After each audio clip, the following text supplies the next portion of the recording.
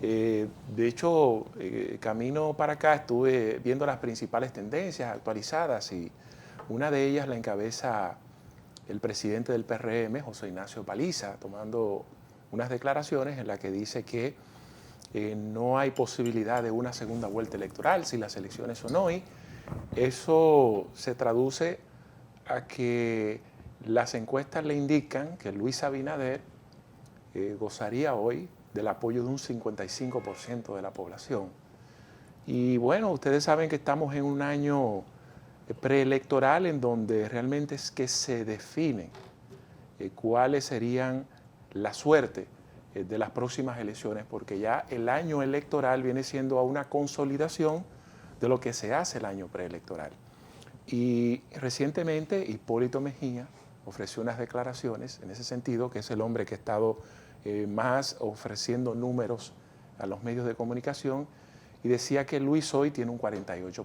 Ustedes saben que todos los proyectos reeleccionistas, si tienen un enemigo, es precisamente una cifra que quede por debajo del 50%. De hecho, recuerdo las reelecciones tanto de Danilo como la de Leonel, la del mismo Balaguer. Ellos buscaban como propósito, y sus fuerzas políticas, ser incluso más contundentes que la primera elección que los llevó a la presidencia de la República, porque ha de suponer que debe ser una reelección, debe ser un voto a favor de la población que diga, tú lo estás haciendo bien, me siento satisfecho con tu gobierno y te hice presidente, ahora quiero que sigas con mucho más contundencia.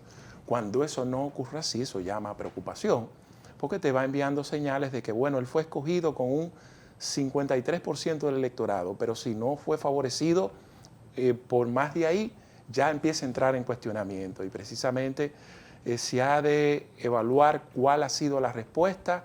No fue para mí a la oposición, que también ha estado presentando números, sino al mismo Hipólito Mejía, como quien dice, Hipólito, nos metiste la pata, no podías dar esa cifra, nosotros estamos manejando estos números y esto es lo que vamos a ofrecer mediáticamente. Hay un tema ahí también con Hipólito Mejía. Él está, digamos que ponderándose a sí mismo con esas informaciones, porque resulta que si verdaderamente Luis estuviera por debajo del umbral del 50%, la figura de Hipólito gana mayor relevancia, porque hay que hablar con él, hay que amarrar aún más esos lazos para garantizar que con ese respaldo pudiera superarse esa cifra. Eso por un lado. Por otro lado, el PRM como partido de gobierno tiene una situación interesantísima. ¿Y por qué? Porque las reelecciones suelen ser una especie de plebiscito del mandato.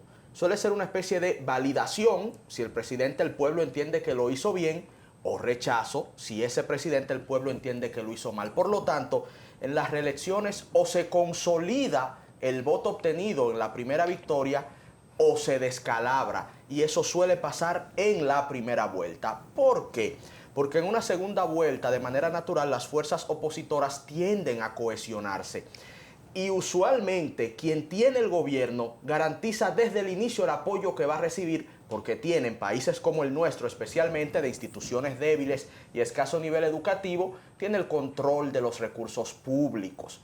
Y el que está con el gobierno no lo oculta.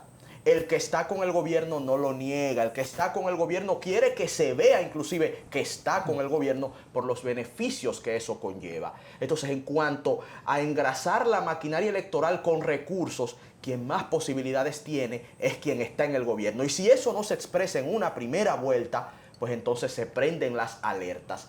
Y en cuanto a la Fuerza del Pueblo y el PLD, un mensaje muy breve para darle paso a Keila Reina. Es cierto que se están canibalizando un voto que tienen un mismo origen. A nivel simbólico, fuerzas bochistas, que de bochistas cada vez le queda menos, pero a nivel simbólico para que se entiendan. Vienen del mismo lar, del mismo origen, el PLD. Bien. Pero ¿qué pasa? Que jugar al segundo lugar y a la segunda vuelta pudiera terminar indirectamente potenciando a quien está en primer lugar, que no por mucho está cerca de ese umbral. En cualquier resultado que usted obtenga, los oficialistas le hablan de un 53. Eso está a 3 puntos, margen de error del 50, que es el umbral de primera vuelta.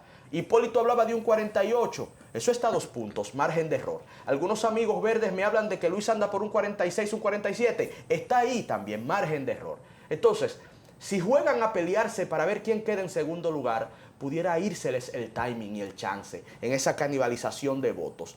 Yo creo que les convendría, con una estrategia de inteligencia, empezar a hablar de alianzas municipales. Esto es un asunto, lo digo con mucha humildad, para los morados y los verdes, de alianzas municipales. Les digo por qué.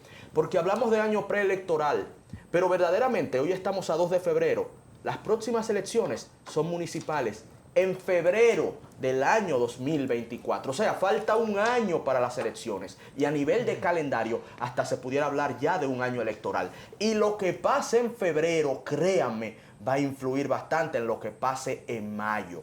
Así que yo le doy esta advertencia a los verdes y a los morados de que si no amarran su cosa temprano a varios niveles, en la espera de la segunda, se los pueden llevar en la primera.